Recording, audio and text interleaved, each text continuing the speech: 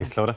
Well, it was one of the biggest days in the GAA calendar today. The Munster hurling final saw defending champions Tipperary take on Waterford. It was a gripping contest on Leeside. This time last year, Waterford suffered a 7-goal humiliation at the hands of Tip in the Munster hurling final.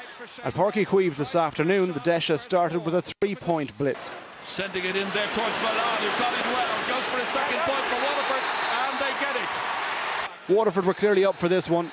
John Milan in the thick of things with the Tip defence. And while the All-Ireland champions had their share of early chances, Waterford were far more clinical with their opportunities in front of goal.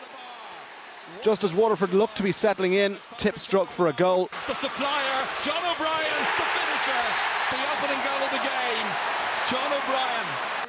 A brilliant finish from a difficult angle by John O'Brien. He followed that up with a point soon after to level the match. Tip were beginning to find their range though. Waterford's backs were struggling to cope with the movement and pace of the defending champions at times. But Waterford stuck to their task and kept the scores coming.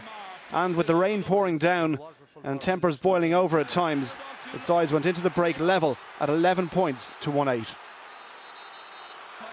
The points kept coming after the break, but Tip always looked likely to add to their first half goal. Shane Burke's strike after 53 minutes put 5 points between the teams.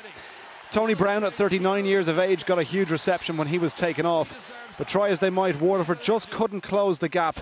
And it was Tip who retained their Munster title with 7 points to spare. 2-17 to 16 points, the final score.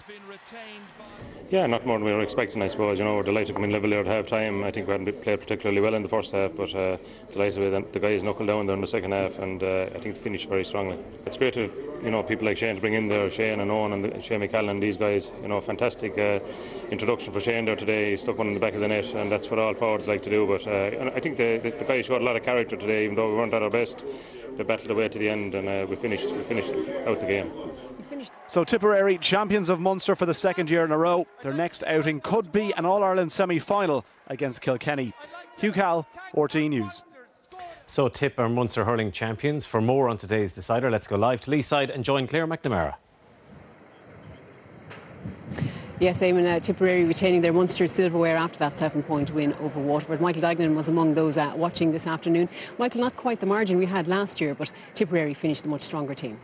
Yeah, Tip have been doing that all year. You know, the last 20 minutes, their fitness is telling. They have the subs to bring on. Owen Kelly and Shane Burke come on today, made a huge difference. And, you know, you'd have to say in the first half, Waterford gave as good as they got. They really tore into Tipperary, put last year's hammering behind him really, and played very, very well. Kevin Moran doing a man-marking job, and Lara Corbett, and you know, great first half, but they ran out of steam in the second half. Only scored 2 points from play, and the Tip full back line in particular tightened up. Michael Catt had a great second half, and really that was the difference at the end.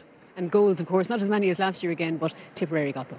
Yeah, they got them. John O'Brien, great goal in the first half. The second goal, you know, the goalkeeper, Stephen O'Keefe, came off his line. No need to come off his line, and a simple enough finish for Shane Burke. But, you know, you'd have to say Waterford didn't have the same options as Tipperary off the bench. You know, they didn't have they ran out of steam in the last 10 minutes, and Tip got stronger and stronger. And, you know, they're not at their best, but they've progressed nice and quietly to an All-Ireland semi-final, and, you know, they're where they like to be, and they're going to be big contenders for the All-Ireland. How do you rate them now in the All-Ireland series? Well, they were my pick at the beginning of the year to win the All-Ireland.